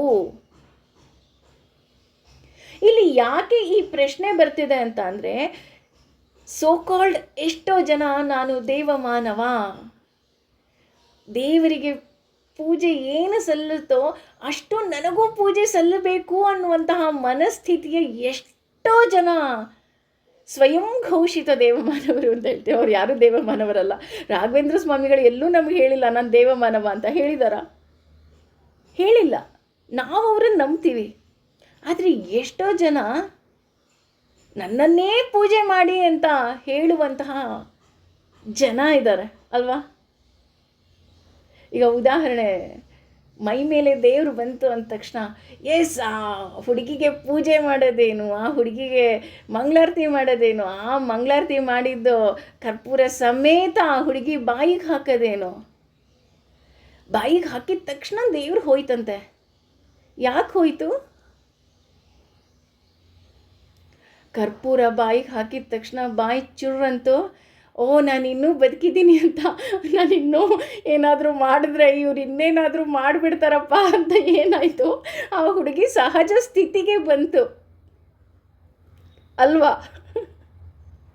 ಕ್ಷಮೆ ಇರಲಿ, ನನಗೆ ನಿಜವಾಗ್ಲೂ ಸ್ಪೆಷಲಿ ಕೆಲವು ಹೆಂಗಸರು ಮಾತಾಡ್ತಾರೆ, ಅವ್ರ ಮೇಲೆ ದೇವ್ರು ಬಂದ್ಬಿಡ್ತಂತೆ, ಇವ್ರ ಮೇಲೆ ದೇವ್ರು ಬಂದ್ಬಿಡ್ತಂತೆ, ದೇವ್ರು ಹಾಗೆ ಹೇಳ್ತಂತೆ, ದೇವ್ರು ಇಲ್ಲೇ ಇದೆಯಂತೆ. ಎಲ್ಲಿ ಇದೆ ರೀ ದೇವರು ಅಲ್ವಾ? ಅವರ ದುರ್ಬಲ ಮನಸ್ಥಿತಿಯನ್ನು ಅದು ಪ್ರದರ್ಶನ ಮಾಡ್ತಿದೆಯೇ ವಿನಃ ನಿಜವಾಗ್ಲೂ ದೇವರನ್ನ ಪ್ರದರ್ಶನ ಮಾಡ್ತಾ ಇಲ್ಲ. ದಯವಿಟ್ಟು ನಂಬಬೇಡಿ. ಭಗವಂತನಿಗೆ ಪಾಪ ಇನ್ನೂ ಅಷ್ಟೊಂದು ಏನಂತಾರೆ ಆ ಥರ ಪರಿಸ್ಥಿತಿ ಬಂದಿಲ್ಲ ಅನಿಸುತ್ತೆ, ಯಾರ್ದೋ ಮೈ ಮೇಲೆ ಬಂದು ನಮಗೆ ಬುದ್ಧಿ ಹೇಳೋಷ್ಟು. ಅದಕ್ಕೋಸ್ಕರನೇ ಭಗವಂತ ಭಗವದ್ಗೀತೆಯಲ್ಲಿ ಹೇಳ್ತಾ ಇದ್ದಾನೆ, ಹೆಜ್ಜೆ ಹೆಜ್ಜೆಗೆ ನಮ್ಮನ್ನು ಸರಿ ಮಾಡ್ತಾ ಇದ್ದಾನೆ. ಅರ್ಥ ಮಾಡ್ಕೊಳ್ಳಿ. ಹಾಗೆಯೇ ಕೆಲವರು ಹೇಳೋದು ಉಂಟು, ಕನಸಿನಲ್ಲಿ ನಾನು ದೇವರನ್ನ ಕಂಡೆ ಅಂತ. ಆದರೆ ಕನಸಿನಲ್ಲಿ ಕಾಣೋದಕ್ಕಿಂತ ದೇವರನ್ನ ಮನಸ್ಸಿನಲ್ಲಿ ಕಾಣಬೇಕು ಅಂತ ಹೇಳ್ತಾ ಹೋಗ್ತಾರೆ. ಅಂದರೆ ಕನಸಿನಲ್ಲಿ ಕಾಣೋದಕ್ಕಿಂತ ಮನಸ್ಸಿನಲ್ಲಿ ಯಾಕಪ್ಪ ಕಾಣಬೇಕು ಭಗವಂತನನ್ನ ಅಂತ ಅಂದರೆ, ಕನಸು ಎದ್ದ ತಕ್ಷಣ ಮುರಿದು ಹೋಗುತ್ತೆ, ಆದರೆ ಮನಸ್ಸಿನಲ್ಲಿ ಸ್ಥಿರವಾಗಿ ನಾವು ಭಗವಂತನನ್ನು ಇಟ್ಕೊಂಡ್ರೆ ಯಾವತ್ತೂ ಅದು ಮುರಿದು ಹೋಗೋದಕ್ಕೋ ಮುಗಿದು ಹೋಗೋದಕ್ಕೋ ಸಾಧ್ಯವೇ ಇಲ್ಲ. ಹಾಗಾಗಿ ಇಲ್ಲಿ ಅಪರೇಕ್ಷ ಜ್ಞಾನಿ ಅಂತ ಹೇಳ್ತಾ ಇದ್ದಾರೆ. ಅಂದರೆ ಅವರು ಮಾತನಾಡೋದಕ್ಕೆ ಹೋಗೋದೇ ಇಲ್ಲವಂತೆ. ಜ್ಞಾನಿಗಳಾಗಿರೋರು ಮಾತನಾಡೋದಕ್ಕೆ ಹೋಗೋದಿಲ್ವಂತೆ. ಹೌದಾ ಅಂತ ಅಂದ್ಬಿಟ್ಟು ಸುಮ್ಮನೆ ಹೋಗ್ತಿರುತ್ತೆ. ಶುಕಾಚಾರ್ಯರು ಹೋಗಬೇಕಾದ್ರೆ ಎಷ್ಟೋ ಜನ ಹೆಂಗಸರುಗಳು ನದಿಯಲ್ಲಿ ಸ್ನಾನ ಮಾಡ್ತಾ ಇದ್ರು ಸಹ ಅವರು ಹೆದರ್ಕೊತಾ ಇರಲಿಲ್ವಂತೆ. ಯಾಕೆ ಅಂದರೆ ಅವ್ರು ಇಲ್ಲಿ ಇಲ್ಲವೇ ಇಲ್ಲ, ಅವ್ರು ಇಲ್ಲೇನು ನೋಡೋದಕ್ಕೆ ಸಾಧ್ಯವೇ ಇಲ್ಲ, ಅವ್ರು ನೋಡ್ತಿದ್ದಾರೆ ಅಂತ ನಮ್ಗನ್ಸುತ್ತೆ. ಆದರೆ ಅವರು ಕೇವಲ ದೇವರ ಬಗ್ಗೆನೇ ಮನನ ಮಾಡ್ತಾ ಇರ್ತಾರೆ. ಹಾಗಾಗಿ ಇಲ್ಲಿ ಅವರು ನೋಡ್ತಿದ್ದಾರೆ ಅಂತ ಅನಿಸಿದ್ರು ಸಹ ನೋಡಲ್ಲ ಅವರು ಅಂತ. ಅದು ಜ್ಞಾನಿಯ ಲಕ್ಷಣ. ಅಷ್ಟೇ ಅಲ್ಲ, ಅವರು ಆಸೆಯನ್ನು ಬಿಟ್ಟಾಗ ಮಾತ್ರ ದೇವರನ್ನು ಕಾಣೋದಕ್ಕೆ ಸಾಧ್ಯ. ಪ್ರತಿಯೊಂದು ಆಸೆಗಳು. ಹಾಗಿದ್ರೆ ನಿಮಗೆ ಆಸೆ ಇಲ್ವಾ? ಖಂಡಿತ ನಮಗೂ ಆಸೆ ಇದೆ. ಹಾಗಾಗಿ ಈ ಆಸೆಗಳ ಬಂಧನದಲ್ಲಿ ನಾವೆಲ್ಲ ಸಿಲುಕಿ ಹಾಕ್ಕೊಂಡಿರೋದ್ರಿಂದ ನಾವು ದೇವರನ್ನು ಕಾಣೋದಕ್ಕೆ ಕಷ್ಟ ಆಗ್ತಾ ಇದೆ. ದೇವರನ್ನು ಒಳಗಿನಿಂದ ನಾವು ಕಂಡವನು ಅರ್ಜುನ. ಅಂದರೆ ಅವನೂ ಸಹ ಜ್ಞಾನಿ. ಯಾಕೆ ಅಂತ ಅಂದರೆ, ನಾನು ಆಗಲೇ ಹೇಳಿದ ಹಾಗೆ ಅವನು ದೇವರನ್ನ ಮನಸ್ಸಿನಲ್ಲಿ ಇಟ್ಕೊಂಡಿದ್ದರಿಂದಲೇ ಆತನ ರಥದ ಸಾರಥಿ ಆಗೋದಕ್ಕೆ ಸಾಧ್ಯ ಆಯಿತು. ಹಾಗಾಗಿ ಇಲ್ಲಿ ಅರ್ಜುನ ಏನೆಲ್ಲ ಪ್ರಶ್ನೆಗಳನ್ನು ಕೇಳ್ತಾ ಇದ್ದಾನೆ, ಇದು ಅರ್ಜುನನ ಪ್ರಶ್ನೆ ಅನ್ನೋದಕ್ಕಿಂತಲೂ ಸಹ ನಮ್ಮಗಳಿಗೆ ಜ್ಞಾನವನ್ನು ಕೊಡುವಂತಹ ಪ್ರಶ್ನೆ. ಇಲ್ಲಿ ಆತ ಇನ್ನೂ ಹೇಳ್ತಾ ಹೋಗ್ತಾನೆ. ಅಂದರೆ ಕೇವಲ ಈ ಒಂದು ಪ್ರಶ್ನೆಯಲ್ಲಿ ಕೃಷ್ಣ ಏನು ಮಾಡ್ತಾ ಇದ್ದಾನೆ, ಇನ್ನಷ್ಟು ಮತ್ತಷ್ಟು ನಮಗೆ ಜ್ಞಾನದ ಹೊಳೆಯನ್ನು ಹರಿಸ್ತಾ ಇದ್ದಾನೆ.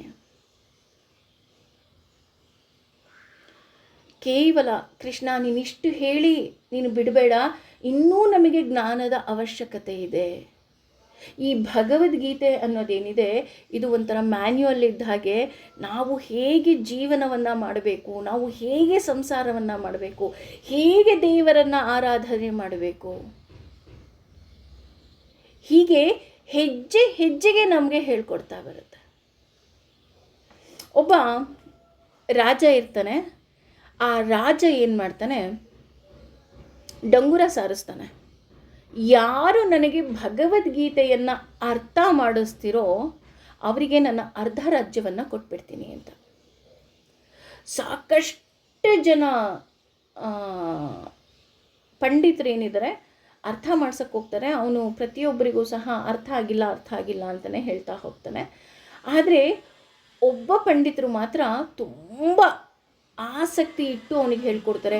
ಪ್ರತಿಯೊಂದು ಶ್ಲೋಕಕ್ಕೂ ನಿನಗೆ ಅರ್ಥ ಆಯ್ತಾ ಅಂತ ಎಲ್ಲ ಕೇಳ್ತಿರ್ತಾರೆ. ಆಗ ರಾಜ ಪ್ರತಿಯೊಂದು ಶ್ಲೋಕಕ್ಕೂ ಅರ್ಥ ಹೇಳಿದಾಗ ಹೌದು ನನಗೆ ಅರ್ಥ ಆಯಿತು ಅಂತಲೇ ಹೇಳ್ತಾ ಹೋಗ್ತಾನೆ. ಕೊನೆಯ ಶ್ಲೋಕ ಬಂದಮೇಲೆ ಅವನು ಹೇಳ್ತಾನೆ, ನನಗೆ ಅರ್ಥನೇ ಆಗಿಲ್ಲ, ನಾನು ನಿಮ್ಗೆ ಅರ್ಧ ರಾಜ್ಯ ಕೊಡೋದಿಲ್ಲ ಅಂತ. ಆಗ ಆ ಪಂಡಿತರಿಗೆ ತುಂಬ ಬೇಜಾರಾಗತ್ತೆ. ಅಲ್ಲ, ಪ್ರತಿಯೊಂದು ಶ್ಲೋಕಕ್ಕೂ ಅರ್ಥ ಆಯಿತು ಅಂತ ಹೇಳಿದ ಈ ರಾಜ ಎಲ್ಲಿ ಅರ್ಧ ರಾಜ್ಯವನ್ನು ಕೊಡಬೇಕಾಗುತ್ತೋ ಅಂತ ಅರ್ಥ ಆಗಿಲ್ಲ ಅಂತ ಹೇಳ್ತಾನಲ್ಲ, ಇದು ಎಷ್ಟರ ಮಟ್ಟಿಗೆ ಸರಿ ಅಂತ ಅಂದ್ಬಿಟ್ಟು ಎಲ್ಲ ಪಂಡಿತರನ್ನು ಕರೆಸಿ ಸಭೆಯನ್ನು ಮಾಡ್ತಾರಂತೆ. ನೋಡಿ, ಈ ರೀತಿ ನನಗೆ ಮೋಸ ಆಗೋಯ್ತು, ಹಾಗೆ ಹೀಗೆ. ಆಗ ಆ ಪಂಡಿತನ ಗುರುಗಳೊಬ್ಬರು ಬರ್ತಾರೆ. ಗುರುಗಳೇ, ನೀವೇ ಇದಕ್ಕೆ ನೀವು ಸರಿಯಾಗಿ ಮಾರ್ಗದರ್ಶನವನ್ನು ಕೊಡಬೇಕು. ನೋಡಿ, ಈ ರಾಜ ನನಗೆ ಮೋಸ ಮಾಡ್ತಾ ಇದ್ದಾನೆ. ಆಗ ಆ ಗುರುಗಳು ಹೇಳ್ತಾರಂತೆ, ನಿಜವಾಗಿಯೂ ನೀನು ಭಗವದ್ಗೀತೆಯ ಅರ್ಥ ತಿಳಿದಿದ್ದರೆ ಈ ರಾಜ್ಯವನ್ನು ನೀನು ಕೇಳ್ತಾನೆ ಇರಲಿಲ್ಲ. ಅಥವಾ ಆ ರಾಜ ಸರಿಯಾಗಿ ಭಗವದ್ಗೀತೆಯ ಅರ್ಥವನ್ನು ತಿಳ್ಕೊಂಡಿದ್ದರೆ ರಾಜ್ಯವನ್ನು ಕೊಡೋದಿಲ್ಲ ಅಂತಲೂ ಹೇಳ್ತಾ ಇರಲಿಲ್ಲ. ಹಾಗಾಗಿ ನೀನೂ ಸರಿಯಾಗಿ ತಿಳ್ಕೊಂಡಿಲ್ಲ, ಆ ರಾಜನೂ ಸಹ ಸರಿಯಾಗಿ ತಿಳ್ಕೊಂಡಿಲ್ಲ. ಭಗವದ್ಗೀತೆಯ ಅರ್ಥ ಜೀವನದಲ್ಲಿ ಕೇಳೋದೆಲ್ಲ, ಎಲ್ಲವುದನ್ನು ಬಿಡುವುದು, ಡಿಟ್ಯಾಚ್ಮೆಂಟ್. ನಿನಗೆ ಈ ಏನು ಕಾಣ್ತಾ ಇದೆ ಅಂದರೆ ಏನಂತಾರೆ, ಈ ವೈಭೋಗವನ್ನು ಅನುಭವಿಸ್ಬೇಕು ಅಥವಾ ಬೇಕು ಅನ್ನೋ ಆಸೆ ನಿನಗೆ ಬರ್ತಾನೆ ಇರಲಿಲ್ಲ ಅಂತ ಹೇಳ್ತಾರೆ. ಹಾಗೆ ಈ ನಮಗೆ ಡಿಟ್ಯಾಚ್ಮೆಂಟನ್ನು ಹೇಳ್ಕೊಡ್ತಾ ಹೋಗುತ್ತೆ ನಮಗೆ ಭಗವದ್ಗೀತೆ. ಈ 54ನೇ ಶ್ಲೋಕಕ್ಕೆ ಅರ್ಜುನ ಏನು ಕೇಳ್ದ, ಅದಕ್ಕೆ ಉತ್ತರವಾಗಿ ಕೃಷ್ಣ 55ನೇ ಶ್ಲೋಕದಲ್ಲಿ ಹೇಳ್ತಾ ಹೋಗ್ತಾನೆ. ಶ್ರೀ ಭಗವಾನುವಾಚ, ಅಂದರೆ ಭಗವಂತ ಹೇಳ್ತಾ ಇದ್ದಾನೆ, ಪುರುಷೋತ್ತಮ ಹೇಳ್ತಾ ಇದ್ದಾನೆ. ಏನು ಹೇಳ್ತಾ ಇದ್ದಾನಪ್ಪ ಅಂದರೆ, ಪ್ರಜಾಹಾತಿ ಅಂದರೆ ತ್ಯಜಿಸುತ್ತಾನೋ, ಯಥಾ ಯಾವ ಕಾಮನ್ ಇಂದ್ರಿಯ ತೃಪ್ತಿಯ ಅಪೇಕ್ಷೆಗಳನ್ನು ಸರ್ವಾನ್ ಸಕಲ ವಿಧದ ಪಾರ್ಥ ಅಂದರೆ ಪೃಥೆಯ ಮಗನೇ, ಮನಃಗತಾನ್ ಮಾನಸಿಕ ಕಲ್ಪನೆಗಳಾದ ಆತ್ಮಾನಿ ಆತ್ಮದ ಶುದ್ಧ ಸ್ಥಿತಿಯಲ್ಲಿ, ಏವ ಅಂದರೆ ನಿಶ್ಚಿತವಾಗಿಯೂ ಆತ್ಮಾನ ಶುದ್ಧ ಮನಸ್ಸಿನಿಂದ ತುಷ್ಟ ತೃಪ್ತನಾಗಿ ಸ್ಥಿತಪ್ರಜ್ಞ ದಿವ್ಯ ಸ್ಥಿತಿ ಎಂದು ತದಾ ಆಗ ಉಚ್ಯತೆ ಹೇಳಲಾಗುತ್ತದೆ. ಅಂದರೆ ನೀನು ನಿನ್ನ ಮನಸ್ಸಿನ ಕಲ್ಪನೆಗಳಿಂದ ಇಂದ್ರಿಯಗಳ ಸುಖದ ವಿವಿಧ ಬಯಕೆಗಳನ್ನು ಏನು ಉಂಟಾಗತ್ತೆ, ಒಬ್ಬ ಮನುಷ್ಯ ಇಂದ್ರಿಯ ಸುಖದ ಎಲ್ಲ ಬಯಕೆಗಳನ್ನು ತ್ಯಜಿಸಿದಾಗ ಅವನ ಮನಸ್ಸು ಪರಿಶುದ್ಧವಾದ ಆತ್ಮದಲ್ಲಿ ಇದೆ, ಅಂದರೆ ಸಂತುಷ್ಟನಾಗ್ತಾ ಹೋಗ್ತಾನೆ, ಆತನ ಶುದ್ಧ ದಿವ್ಯ ಪ್ರಜ್ಞೆ ಇರುವವನು ಅಂತ ಇಲ್ಲಿ ಹೇಳ್ತಾ ಹೋಗ್ತೀವಿ. ಅಂದರೆ ಭಗವಂತನನ್ನು ನಾವು ತಿಳಿದಷ್ಟು ನಮಗೇನಾಗ್ತಾ ಹೋಗುತ್ತೆ, ನಮಗೆ ಇನ್ನಷ್ಟು ಮತ್ತಷ್ಟು ನಮಗೆ ಏನು ಬೇಕೋ ಅದನ್ನೇ ಭಗವಂತ ಕೊಡ್ತಾ ಹೋಗ್ತಾರೆ. ಹೀಗೆ ಹೇಳ್ತಾ ಹೋಗ್ತೀವಲ್ವ, ಈ ಭಗವದ್ಗೀತೆಯಲ್ಲೇ ಬರುತ್ತೆ, ಅನನ್ಯಾಶ್ಚಿಂತಯಂತೋ ಮಾಮೇ ಜನ ಪರ್ಯುಪಾಸತೆ ತೇಷಾಂ ನಿತ್ಯಾಭಿಯುಕ್ತಾನಾಂ ಯೋಗಕ್ಷೇಮಂ ವಹಾಮ್ಯಹಂ. ನಮ್ಮ ಯೋಗಕ್ಷೇಮ ಯಾರ ಜವಾಬ್ದಾರಿ ಅಂದರೆ ಅವನ ಜವಾಬ್ದಾರಿ ಅಂತ ಆದಮೇಲೆ ನಾವು ಯಾಕೆ ತಲೆ ಕೆಡಿಸ್ಕೋಬೇಕು, ನಾವು ತಲೆ ಕೆಡಿಸ್ಕೊಳ್ಳೋ ಅವಶ್ಯಕತೆನೇ ಇಲ್ಲ ಅಂತ. ಹಾಗೆಯೇ ಇಲ್ಲಿ ಅಪರೋಕ್ಷ ಜ್ಞಾನಿ ಅಂತ ಹೇಳ್ತಾ ಇದ್ದಾರೆ. ಇಲ್ಲಿ ಅಪರೋಕ್ಷ ಜ್ಞಾನಿ ಅಂತ ಯಾಕೆ ಹೇಳ್ತಾ ಇದ್ದಾರೆ ಅಂತ ಅಂದರೆ, ಅದಕ್ಕಿಂತ ಹೆಚ್ಚಾಗಿ ಇಲ್ಲಿ ಪಾರ್ಥ ಅಂತ ಬಳಸ್ತಾ ಇದ್ದಾನೆ, ಪೃಥ್ವಿಯ ಮಗ ಅಂದರೆ ಕುಂತಿಯ ಮಗನೇ ಅಂತ. ಇದಕ್ಕೆ ಇಲ್ಲಿ ಕುಂತಿಯ ಮಗ ಅಂತ ಯಾಕೆ ಹೇಳ್ತಿದ್ದಾರೆ ಅಂದರೆ, ಕುಂತಿ ತುಂಬ ಸೇವಾ ಮನೋಭಾವ ಇದ್ದಂತಹ ವ್ಯಕ್ತಿ. ನಾವು ಕುಂತಿ ಅಂದ ತಕ್ಷಣ ಒಂದು ಹೆಣ್ಣು ಅನ್ನೋ ಒಂದು ಮನಸ್ಥಿತಿ ನಮ್ಮೆಲ್ಲರಿಗೂ ಬರುತ್ತೆ. ಆದರೆ ಕುಂತಿ ಅವಳ ಜೀವನವನ್ನು ಓದಿದಾಗ ಗೊತ್ತಾಗುತ್ತೆ, ಹೆಣ್ಣು ಮಕ್ಕಳಿಗೆ ನಿಜವಾಗ್ಲೂ ಅವಳಷ್ಟು ಶಕ್ತಿ ಇರಬೇಕು ಅಂತ. ಹೇಗೆ ಅಂತಂದರೆ, ಆಕೆ ದುರ್ವಾಸ ಮಹರ್ಷಿಗೆ ಸೇವೆ ಮಾಡಿದಾಗ ಆ ದುರ್ವಾಸ ಮಹರ್ಷಿಗಳು ಅವಳಿಗೆ ದಿವ್ಯ ಮಂತ್ರವನ್ನು ಉಪದೇಶ ಮಾಡ್ತಾರೆ. ನೀನು ಯಾವ ದೇವರನ್ನು ಕರಿತೀಯೋ ಆ ದೇವರಿಂದ ನಿನಗೆ ಪುತ್ರ ಪ್ರಾಪ್ತಿಯಾಗತ್ತೆ ಅಂತ. ಅಂದರೆ ಆಕೆ ದುರ್ವಾಸ ಮುನಿ ಅಂದ ತಕ್ಷಣ ನಮ್ಮೆಲ್ಲರಿಗೂ ಗೊತ್ತು ಆತನಿಗೆ ಎಷ್ಟು ಸಿಟ್ಟು ಅಲ್ವಾ.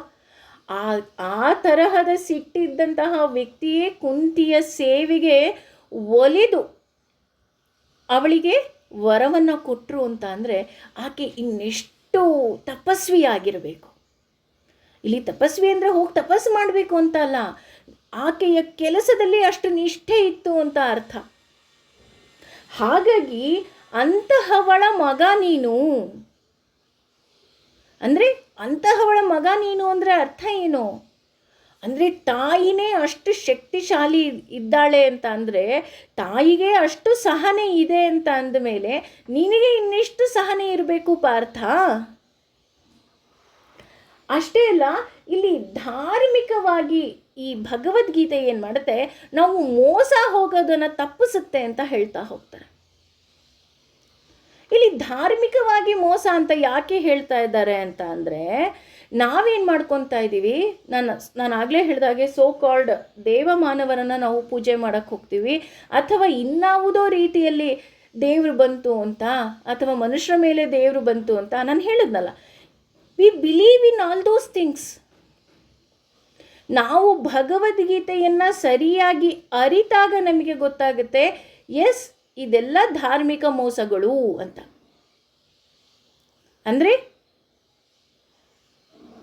ಭಗವಂತ ಬರಲೇಬೇಕು ಅಂತ ಅಂದರೆ ನಮ್ಮ ಕರ್ಮಗಳಿಂದ, ಅಂದರೆ ನಾವು ಮಾಡುವ ಕೆಲಸದಿಂದ ನಾವು ಭಗವಂತನನ್ನು ಮುಟ್ಟಬೇಕೇ ವಿನಃ ಯಾವುದೋ ಒಂದು ಪೂಜೆ ಪುನಸ್ಕಾರದಿಂದ ಅಥವಾ 5,000 ರೂಪಾಯಿ ಕೊಟ್ಬಿಟ್ಟು ನೀವು ಪೂಜೆ ಮಾಡಿಸಿದ್ರೆ ನಿಮಗೆ ಮೋಕ್ಷ ದೊರಕುತ್ತೆ,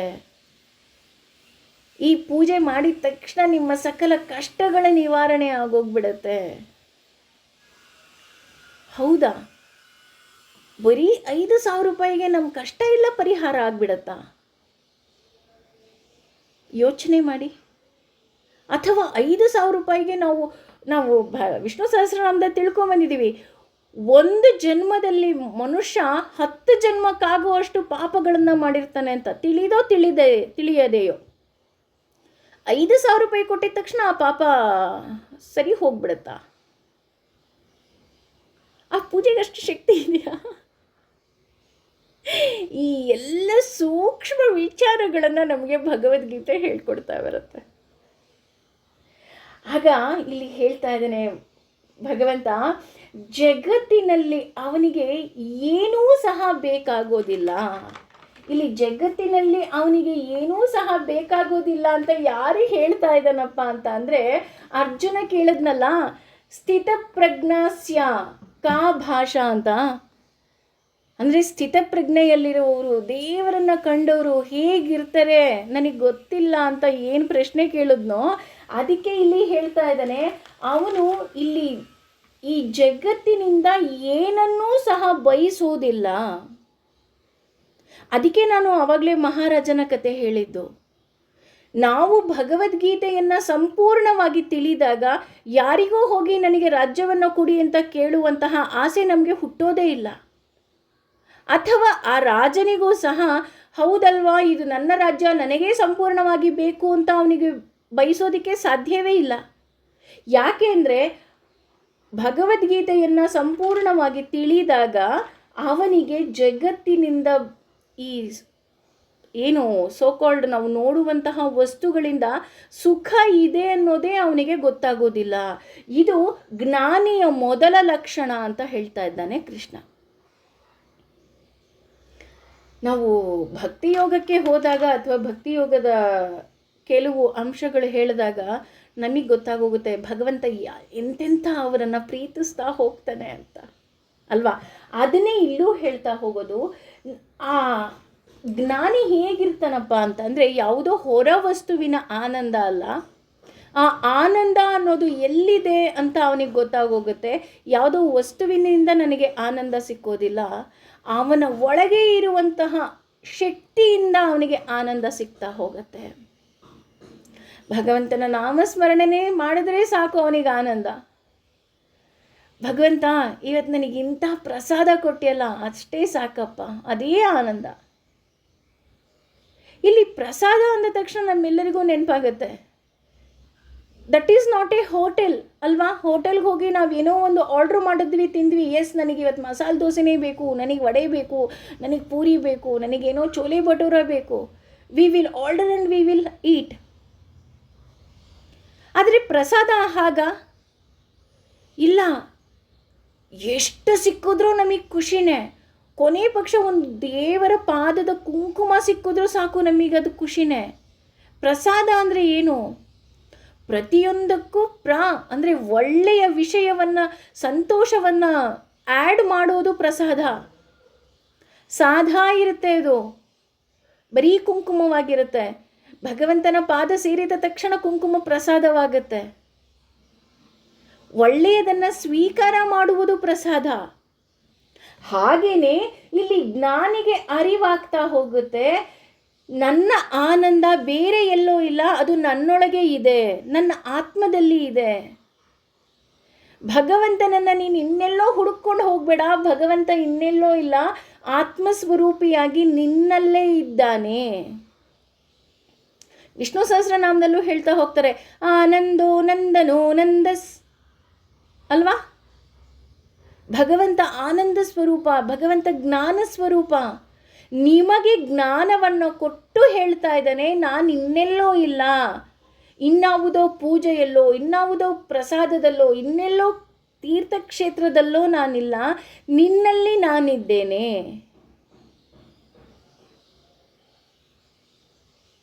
ಎಷ್ಟು ದೊಡ್ಡ ವಿಷಯವನ್ನು ಭಗವಂತ ಎಷ್ಟು ಸಿಂಪಲ್ಲಾಗಿ ಭಗವದ್ಗೀತೆಯಲ್ಲಿ ಮಾತನಾಡುವ ಮುಖೇನ ನಮಗೆ ಹೇಳ್ತಾ ಇದ್ದಾನೆ. ನೀನು ಹೊರಗಡೆ ಹುಡುಕಬೇಡ ಆನಂದವನ್ನು, ನಿನ್ನಲ್ಲಿ ಇದ್ದಾನೆ ಅವನು. ಅಷ್ಟೇ ಅಲ್ಲ, ದೇವರನ್ನು ಕಂಡವನಿಗೆ ಈ ಖುಷಿ ಅಥವಾ ಈ ಆನಂದ ಏನಿದೆ ಅದು ಹೊರ ಜಗತ್ತಿನಿಂದ ಸಿಕ್ಕೋದಕ್ಕೆ ಸಾಧ್ಯವೇ ಇಲ್ಲ. ಅದು ಕೇವಲ ನನ್ನಲ್ಲೇ ಇದೆ. ಅಂದರೆ ನಾನು ಅದನ್ನು ಉತ್ಪಾದನೆ ಮಾಡುವಷ್ಟು ಶಕ್ತಿ ನನಗೆ ಇದೆ ಅನ್ನೋದು ಅವನಿಗೆ ಗೊತ್ತಾಗ್ತಾ ಹೋಗುತ್ತೆ. ಹಾಗೆಯೇ ಇಲ್ಲಿ ಕೊನೆಯ ಪದವನ್ನು ಹೇಳ್ತಾ ಇದ್ದಾನೆ, ಸ್ಥಿತಪ್ರಜ್ಞಾ ಸ್ಥಿತೋ ಯಚ್ಛತೆ ಅಂತ. ಅಂದರೆ ಅವನು ಒಂದು ಸ್ಥಿತಪ್ರಜ್ಞೆಯಲ್ಲಿ ಇರ್ತಾನೆ. ಅಂದರೆ ಅವನು ವೈರಾಗಿಯಾಗಿರ್ತಾನೆ. ವೈರಾಗಿ ಅಂತ ಅಂದ ತಕ್ಷಣ ನಮಗೇನನ್ಸುತ್ತೆ, ನಮಗೂ ವೈರಾಗ್ಯತನ ಇದೆ ಕಣ್ರಿ. ಯಾರು BMW ಕಾರ್ ತೊಗೊಳ್ಳಿ ಅಂತ ಅಂದರೆ, ಅಯ್ಯೋ ಬೇಡ ಕಣ್ರಿ, BMW ಕಾರ್ ನಮ್ಮ ಮನೆ ಮುಂದೆ ನಿಲ್ಸೋಕ್ಕೆ ಜಾಗನೇ ಇಲ್ಲ ಅಂತ ಹೇಳ್ತೀವಿ ಅಲ್ವಾ. ನಿಜವಾಗ್ಲೂ BMW ಕಾರ್ ತೊಗೊಳಕ್ಕೆ ನಮ್ಗೆ ಆಸೆ ಇಲ್ವಾ ಅಂತ ನೋಡೋಕ್ಕೆ ಹೋದರೆ ಎರಡು ರೀತಿಯಾದಂತಹ ವೈರಾಗ್ಯಗಳು ಬರುತ್ತೆ. ಅದು ಯಾವುದಪ್ಪ ಅಂದರೆ, ಒಂದು ಪುರಾಣ ವೈರಾಗ್ಯ, ಇನ್ನೊಂದು ಅಭಾವ ವೈರಾಗ್ಯ ಅಂತ. ಯಾರಿಗೂ ಪುರಾಣ ವೈರಾಗ್ಯ ಇಲ್ಲ. ಯಾಕೆ ಅಂದರೆ ನಾವು ಪುರಾಣವನ್ನು ಓದೇ ಇಲ್ಲ. ಈಗ ಉದಾಹರಣೆ ಭಗವದ್ಗೀತೆಯನ್ನು ತಿಳಿದು ನಮಗೊಂದು ವೈರಾಗ್ಯ ಬರಬಹುದು, ಏಕೆಂದರೆ ನಾವಿನ್ನೂ ಸಂಪೂರ್ಣ ಮಾಡಿಲ್ಲ, ಅದಕ್ಕೆ ಬರಬಹುದು ಅನ್ನೋ ಒಂದು ಪದವನ್ನು ಉಪಯೋಗಿಸ್ತಾ ಇದ್ದೀವಿ. ಅದು ಓದಿದಾಗ ನಮ್ಮಲ್ಲೇನಾದರೂ ವೈರಾಗ್ಯ ಬಂದರೆ ಅದು ಪುರಾಣ ವೈರಾಗ್ಯ.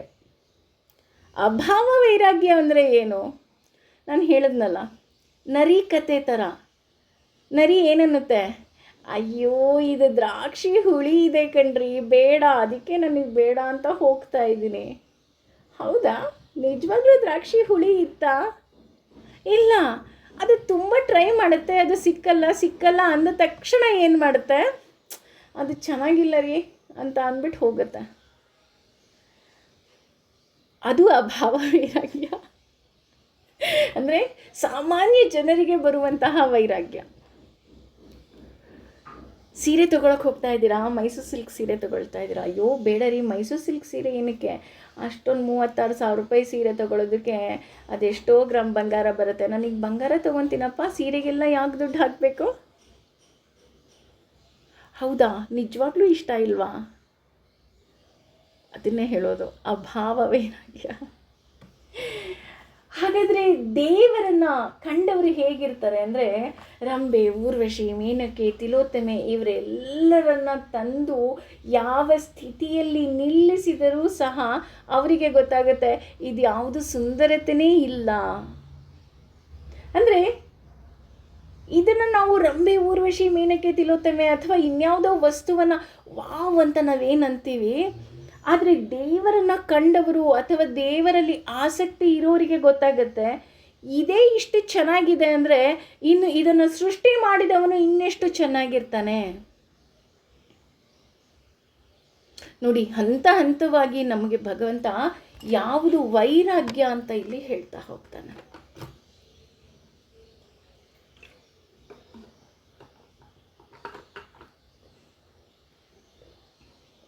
ಹಾಗೆಯೇ ಇಲ್ಲಿ ಭಗವಂತ ಏನು ಮಾಡ್ತಾನೆ, ಮನುಷ್ಯನಿಗೆ 2 ರೀತಿಯಾದಂತಹ ಆಸೆಗಳಿರುತ್ತೆ. ಒಂದು ಸ್ವರೂಪ ಆಸೆ, ಇನ್ನು ಅನುವಂಶೀಯ ಆಸೆ ಅಂತ. ಅಂದರೆ ಆಸೆಗಳು ಎಲ್ರಿಗೂ ಇರುತ್ತೆ, ಆದರೆ ಆ ಆಸೆಗಳನ್ನು ಮೀರಿ ನಿಂತಾಗ ಮಾತ್ರ ದೇವರನ್ನು ಕಾಣೋದಕ್ಕೆ ಸಾಧ್ಯ ಅಂತ ಹೇಳ್ತಾ ಹೋಗ್ತಾರೆ. ಇದಕ್ಕೆ ಉದಾಹರಣೆಯಾಗಿ ನಾವು ಸಾಕಷ್ಟು ಎಕ್ಸಾಂಪಲ್ಸ್ಗಳನ್ನ ತಗೋಬೋದು. ಒಂದು ವಾದಿರಾಜರಿಗೆ ಮೊಘಲ್ ರಾಜ ಅವರನ್ನು, ಅಂದರೆ ಮಗ ಸತ್ತೇ ಹೋದ ಅಂತ ಅಂದಂತಹ ಮಗನನ್ನು ವಾದಿರಾಜರು ಬದುಕಿಸಿ ಕೊಡ್ತಾರೆ. ಆವಾಗ ಆ ಮೊಘಲ್ ದೊರೆ 40 ಒಂಟೆಯಲ್ಲಿ ಆಸ್ತಿ, ಅಂದರೆ ಬಂಗಾರ, ಚಿನ್ನ, ಮುತ್ತು, ರತ್ನ ಎಲ್ಲವನ್ನ ಕಳಿಸ್ತಾನಂತೆ. ಅವ್ರು ಹೇಳ್ತಾರಂತೆ ನನಗೆ ಬೇಡ ಅಂತ, ಆದರೂ ಸಹ ಆ ದೊರೆ ಕಳಿಸ್ತಾನೆ. ಅದನ್ನು ಏನು ಮಾಡಿದ್ರಪ್ಪ ಅವರು ಅಂತ ಅಂದರೆ ಗಂಗೆಗೆ ಹಾಕ್ಬಿಡ್ತಾರಂತೆ. ನನಗೆ ಬೇಡ, ನನಗೆ ಇದಕ್ಕಿಂತ ತುಂಬ ಕಾಸ್ಟ್ಲಿಯೆಸ್ಟ್ ಆಸ್ತಿ ಏನಿದೆ ಅದು ನನ್ನಲ್ಲಿದೆ. ಅದು ಯಾವುದಪ್ಪ ಅಂದರೆ ಭಗವಂತನ ನಂಬಿಕೆ. ಹಾಗೆಯೇ ನಮ್ಮೆಲ್ಲರಿಗೂ ಗೊತ್ತಿರೋ ಹಾಗೆ ರಾಘವೇಂದ್ರ ಸ್ವಾಮಿಗಳಿಗೂ ಸಹ ಒಂದು ಸಾರಿ ತಂಜಾವೂರು ಮಹಾರಾಜರು ಮುತ್ತಿನ ಹಾರವನ್ನು ಕೊಡ್ತಾರಂತೆ. ಹೌದಾ, ಇದನ್ನು ನಾನು ಹೋಮಕ್ಕೆ ಉಪಯೋಗಿಸ್ಬೇಕಾ ಅಂತ ಅಂದ್ಬಿಟ್ಟು ಅವರು ಹೋಮಕ್ಕೆ ಹಾಕ್ಬಿಡ್ತಾರಂತೆ. ಅದನ್ನು ನೋಡಿ ತಂಜಾವೂರು ಮಹಾರಾಜರು, ಅಪ್ಪ ಮುತ್ತಿನ ಹಾರವನ್ನು ಕೊಟ್ಬಿಟ್ರೆ ಅವರು ಹೋಮಕ್ಕೆ ಹಾಕ್ಬಿಟ್ರಲ್ಲಪ್ಪ ಅಂತ ಅನ್ಕೊತಾನಂತೆ. ಅಂದರೆ ಇದರ ಅರ್ಥ ಏನು ಅಂತ ನೋಡೋಕ್ಕೆ ಹೋದರೆ ನಮ್ಮೆಲ್ಲರಿಗೂ ಹನುಮನ ಉದಾಹರಣೆ ನಮ್ಮೆಲ್ರಿಗೂ ಗೊತ್ತು ಅಲ್ವಾ. ಮುತ್ತಿನ ಹಾರವನ್ನು ಕೊಟ್ಟರೆ ಒಂದೊಂದು ಮುತ್ತನ್ನು ಒಡೆದು ನೋಡ್ತಾನೆ ಹನುಮ, ಇಲ್ಲೆಲ್ಲಾರು ರಾಮ ಇದ್ದಾನ. ಅಂದರೆ ಕೇವಲ ಹೊರ ಆಸ್ತಿ ಅಂದರೆ ಸಂಪತ್ತಷ್ಟೇ ಅಲ್ಲ, ನನ್ನ ದೊಡ್ಡ ಸಂಪತ್ತು ಭಗವಂತ. ಹಾಗಾಗಿ ಮಧ್ವಾಚಾರ್ಯರಿಗೂ ಅಷ್ಟೇ, ಒಬ್ಬ ರಾಜ ಅರ್ಧ ರಾಜ್ಯವನ್ನೇ ಕೊಡ್ತೀನಿ, ಬನ್ನಿ ನೀವಿಲ್ಲಿ ಆರಾಮಾಗಿ ನೀವು ಸಾಮ್ರಾಜ್ಯವನ್ನು ಮಾಡ್ಕೊಂಡು ಹೋಗಿ ಅಂದರೂ ಸಹ ಮಧ್ವಾಚಾರ್ಯರು ಬಿಟ್ಟು ಬಂದುಬಿಟ್ರಂತೆ. ಏಕೆಂದರೆ ಇದ್ಯಾವುದೂ ಸಹ ನನ್ನ ಆಸ್ತಿ ಅಲ್ಲ ಅಂತ. ಆದರೆ ನಾವು ಹಾಗಿದ್ದೀವಾ? ಇಲ್ಲ. ಯಾಕೆಂದರೆ ನಮ್ಮಲ್ಲಿ ಇನ್ನೂ ಆಸೆಗಳಿದೆ, ಕಾಮನೆಗಳಿದೆ, ಬಯಕೆಗಳಿದೆ. ಇದನ್ನೇ ಹೇಳ್ತಾ ಹೋಗ್ತಾನೆ ಕೃಷ್ಣ. ಬರೀ ಇಷ್ಟೇ ಅಲ್ಲ ಕಣ್ರಿ ಅಂದ್ಬಿಟ್ಟು 56ನೇ ಶ್ಲೋಕದಲ್ಲಿ ಇನ್ನೂ ಒಂದು ಹೆಜ್ಜೆ ಮುಂದೆ ಹೋಗಿ ಹೇಳ್ತಾ ಇದ್ದಾನೆ. ಏನು ಹೇಳ್ತಾ ಇದ್ದಾನಪ್ಪ ಅಂತ ಅಂದರೆ, ದುಃಖೇಶು ಅಂದರೆ 3 ಬಗೆಯ ಕ್ಲೇಶಗಳು. ಅನುದ್ವಿನ್ನ ಮನ ಅಂದರೆ ಕ್ಷೋಭೆಯನ್ನು ಮನಸ್ಸಿನಲ್ಲಿ ಉಂಟಾಗೋದು.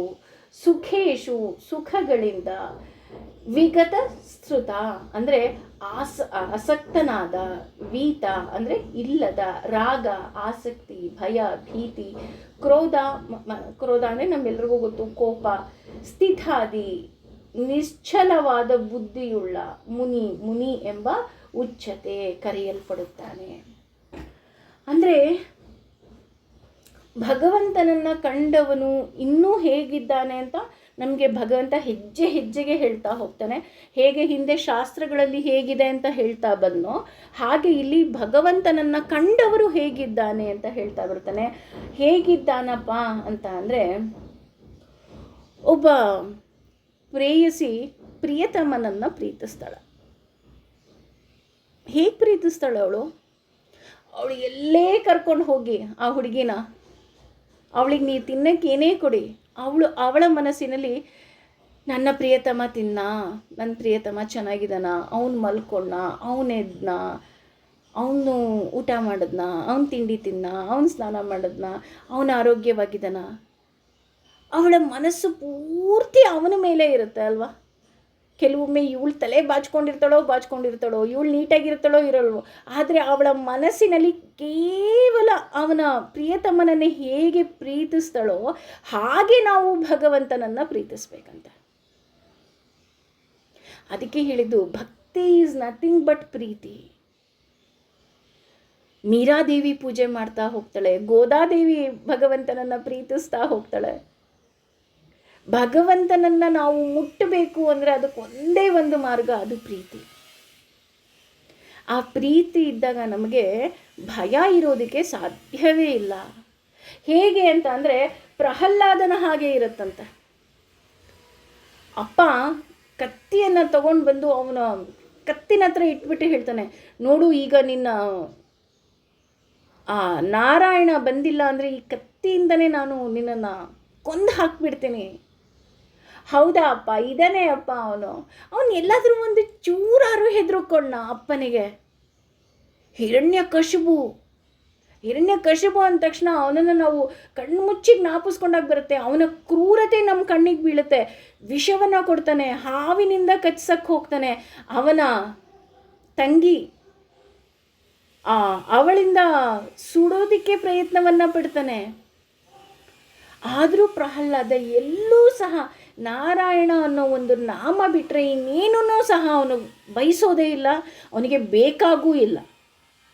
ನನ್ನ ನಾರಾಯಣ ನನ್ನನ್ನು ಕಾಪಾಡ್ತಾನೆ. ಪಾಪ ಸೈನಿಕರು ಬೆಟ್ಟದಿಂದ ದೂಡಿದಾಗಲೂ ನನ್ನ ನಾರಾಯಣ ತಬ್ಕೊಳ್ತಾನೆ ಅಂತ ಹೇಳ್ತಾನೆ ಆ ಪುಟ್ಟ ಮಗು. ಆ ಪುಟ್ಟ ಮಗುವಿಗಿರುವ ಜ್ಞಾನ ನಮಗಿಲ್ವಾ? ಭಗವಂತ ನಮ್ಮನ್ನು ಕಾಪಾಡ್ತಾನೆ ಅನ್ನೋ ಒಂದು ಪ್ರಜ್ಞೆ ನಮಗಿರೋದಿಲ್ವಾ? ಹಾಗೆಯೇ ಅಷ್ಟೇ ಅಲ್ಲ, ಅವನನ್ನು ಎಲ್ಲೂ ಒಂದೇ ಒಂದು ಕ್ಷಣವೂ ಸಹ ಅವನು ಭಯ ಪಡೋದಿಲ್ಲ. ಎಲ್ಲ ಸಮಯದಲ್ಲೂ ಸಹ ಒಂದೇ ರೀತಿ ಇರ್ತಾನೆ. ನಾವು ಒಂದೇ ರೀತಿ ಇರೋದೇ ಇಲ್ಲ. ಏಕೆಂದರೆ ನಾವೆಲ್ಲ ಮಾನವರು. ಒಂದು ಕ್ಷಣ ಚಡಪಡಿಸ್ಬಿಡ್ತೀವಿ, ಅಯ್ಯೋ ಭಗವಂತ ನನ್ನನ್ನು ಕಾಪಾಡಿಬಿಡು, ನನಗಿದರಿಂದ ಪಾರು ಮಾಡಿಬಿಡು, ಇಲ್ಲಾಂದರೆ ನನ್ನ ಕೈಲಿ ಆಗೋದೇ ಇಲ್ಲ, ನೋಡು ನನಗೆ ಇಷ್ಟೊಂದು ಕಷ್ಟ ಕೊಡ್ತಿದ್ಯಾ, ಅಷ್ಟೊಂದು ಕಷ್ಟ ಕೊಡ್ತಾ ಇದೆಯಾ, ಭಗವಂತನನ್ನು ಬ್ಲೇಮ್ ಮಾಡಿಬಿಡ್ತೀವಿ. ಖುಷಿ ಕೊಟ್ಟ ತಕ್ಷಣ ಭಗವಂತನನ್ನು ಹೊಗಳೋದಕ್ಕೆ ಶುರು ಮಾಡಿಬಿಡ್ತೀವಿ. ಆದರೆ ಪ್ರಹ್ಲಾದ ಹಾಗಿದ್ನಾ? ಇಲ್ಲ. ಭಗವಂತ ಬಂದಾಗಲೂ ಸಹ ಅವನ ತಂದೆಯ ಹೊಟ್ಟೆಯನ್ನು ಇರಿತಾ ಇದ್ರೂ ಸಹ ಅವನು ಅದೇ ಪ್ರೀತಿಯಿಂದ ಭಗವಂತನನ್ನು ನೋಡ್ತಾ ಇರ್ತಾನೆ. ನಾವು ನಾರಸಿಂಹ ಅಥವಾ ನರಸಿಂಹ ಅಂದ ತಕ್ಷಣ ಅವನ ಆ ರೂಪವನ್ನು ನೋಡೋದಕ್ಕೆ ಎಷ್ಟೋ ಜನ ಹೆದರ್ತಾರೆ. ಆದರೆ ಅವನನ್ನು ಬಾಚಿ ತಬ್ಕೊಂಡಾಗ ಅವನಿಗೆ ಆ ಭಯ ಇರಲಿಲ್ವಾ? ಅಲ್ವಾ? ಅಂದರೆ ಹೆಜ್ಜೆ ಹೆಜ್ಜೆಗೆ ಭಗವಂತ ನಮಗೆ ಹೇಗೆ ಪ್ರೀತಿಸಬೇಕು ಅಂತ ಹೇಳ್ತಾ ಹೋಗ್ತಾನೆ. ಹಾಗೆಯೇ ಎಲ್ಲೂ ಸಹ ಅಪನಂಬಿಕೆ ಇರೋದಿಲ್ಲ. ಹೇಗಪ್ಪ ಅಪನಂಬಿಕೆ ಇರೋದಿಲ್ಲ ಅಂದರೆ ಭೀಷ್ಮಾಚಾರ್ಯರ ಹಾಗೆ ಅಪನಂಬಿಕೆ ಇರೋದಿಲ್ಲ. ಭೀಷ್ಮಾಚಾರ್ಯರು 800 ವರ್ಷಗಳ ಕಾಲ ಅರಮನೆಯ ಹಾಸಿಗೆಯ ಮೇಲೆ ಮಲಗಿರ್ತಾರೆ. ಕೊನೆಗೆ ಅವರನ್ನು ಬಾಣದ ಹಾಸಿಗೆಯ ಮೇಲೆ ಮಲಗಿಸ್ತಾರೆ. ಆ ಶರದ ಮೇಲೆ ಮಲಗಿಸಿದಾಗಲೂ ಸಹ ಭಗವಂತನ ಬಗ್ಗೆ ಅವರು ಎಲ್ಲೂ ಸಹ ಒಂದೇ ಒಂದು ಕ್ಷಣವೂ ಸಹ ಅಯ್ಯೋ ಇದು ನಾ ಮಾಡಿದ ಪೂರ್ವ ಜನ್ಮದ ಕರ್ಮ ಅಂತ ಎಲ್ಲೂ ಸಹ ಅವ್ರು ಅಂದ್ಕೊಳ್ಳೋದಿಲ್ಲ. ನಾವು ಅಂದ್ಕೊತೀವಿ, ಏನಾದರೂ ಒಂದು ಕಷ್ಟ ಬಂದ ತಕ್ಷಣ ಅಯ್ಯೋ ಪೂರ್ವಜನ್ಮದ ಕರ್ಮ ಇರಬೇಕು, ಇದೇನೋ ನನ್ನ ಸಾಲ ಇರಬೇಕು, ಈ ರೀತಿಯಾದಂತಹ ಮಾತುಗಳು ನಮ್ಮ ಮಾತಲ್ಲಿ ಬರುತ್ತೆ ವಿನಃ ಭೀಷ್ಮಾಚಾರ್ಯರ ಬಾಯಲ್ಲಿ ಅದು ಬರೋದೇ ಇಲ್ಲ. ಬಾಣದ ಹಾಸಿಗೆಯ ಮೇಲೆ ಹೇಗೆ ಮಲಗಿದ್ರು ಅಂದರೆ ಹಿಂದಿನಿಂದ ಬಾಣವನ್ನು ಹೇಗೆ ಅರ್ಜುನ ಹೊಡೆದಿದ್ದ ಅಷ್ಟೋ ಬಾಣಗಳು ಮೇಲೆ ಕಾಣಿಸ್ತಾ ಇತ್ತು. ಅವರಿಗೆ ಊಟ ಇರಲಿಲ್ಲ, ತಿಂಡಿ ಇರಲಿಲ್ಲ. ಅಷ್ಟೇ ಯಾಕೆ, ಅವರ ದೇಹದಲ್ಲಿ ಒಂದೇ ಒಂದು ಹನಿ ರಕ್ತ ಸಹ ಇರಲಿಲ್ಲ. ಆ ರೀತಿ ಇದ್ದಂತಹ ಸ್ಥಿತಿಯಲ್ಲಿ ಭಗವಂತ ಇವರಿಗೆ ಜ್ಞಾನವನ್ನು ಕೊಡು ಅಂದಾಗ ಅವರಿಗೆ ಮಾತಾಡೋ ಶಕ್ತಿ ಸಹ ಇರಲಿಲ್ವಂತೆ. ಆಗ ಅವರು ತುಂಬ ಮೆಲ್ಲ ಧ್ವನಿಯಲ್ಲಿ ಕೃಷ್ಣನಿಗೆ ಕೇಳ್ತಾರಂತೆ, ಕೃಷ್ಣ ನಾನು ಜ್ಞಾನ ಹೇಳಬೇಕಾ? ನೋಡಿ, ಅಂದರೆ ಅವರ ನಂಬಿಕೆ ಆ ರೀತಿ ಇತ್ತು ಭಗವಂತನ ಮೇಲೆ. ಹೇಳ್ತಾರೆ ಅವರು, ಭಗವಂತ ನೀನೇ ಜ್ಞಾನವನ್ನು ಕೊಡು, ನಿನಗಿಂತ ಜ್ಞಾನಿಗಳು ಬೇಕಾ? ಆಗ ಕೃಷ್ಣ ಹೇಳ್ತಾನೆ, ಇಲ್ಲ, ನಾನು ಕೊಡಬೇಕಾದಂತಹ ಜ್ಞಾನ ನಾನು ಗೀತೋಪದೇಶದಲ್ಲಿ ಕೊಟ್ಟಾಗಿದೆ. ನೀವು ಹಣತೆ, ಜ್ಞಾನದ ಹಣತೆ ನೀವು, ಹಾಗಾಗಿ ನೀವು ಜ್ಞಾನವನ್ನು ಕೊಡಿ ಎಂದಾಗ ಅವರು ವಿಷ್ಣು ಸಹಸ್ರನಾಮವನ್ನು ಕೊಡೋದು. ಆ ರೀತಿ ಭಗವಂತನ ಮೇಲೆ ನಿಶ್ಚಲವಾದ ಮನಸ್ಥಿತಿಗೆ ಅಂತಹ ಜ್ಞಾನಿಗಳು ಹೋಗಬೇಕು ಅಂತ ಈ 56ನೇ ಶ್ಲೋಕದಲ್ಲಿ ನಮಗೆ ಕೃಷ್ಣ ಹೇಳ್ತಾ ಇದ್ದಾನೆ. 54ನೇ ಶ್ಲೋಕದಲ್ಲಿ ಅರ್ಜುನ ಕೇಳಿದಂತಹ ಪ್ರಶ್ನೆಗೆ 55, 56ನೇ ಶ್ಲೋಕದಲ್ಲಿ ಹೀಗೆಲ್ಲ ಉತ್ತರವನ್ನು ಕೊಡ್ತಾ ಬರುತ್ತಿರುವಂತಹ ಕೃಷ್ಣ ಇನ್ನೂ ಉಳಿದ ಶ್ಲೋಕಗಳಲ್ಲಿ ಏನೆಲ್ಲ ನಮಗೆ ಜ್ಞಾನವನ್ನು ಕೊಡ್ತಾನೆ ಅಂತ ನಾವು ಕಾದು ನೋಡೋಣ. ಐ ಹೋಪ್ ಇವತ್ತಿನ ಪಾಠ ಇಷ್ಟ ಆಯಿತು ಅಂತ ಭಾವಿಸ್ತೀನಿ. Thank you.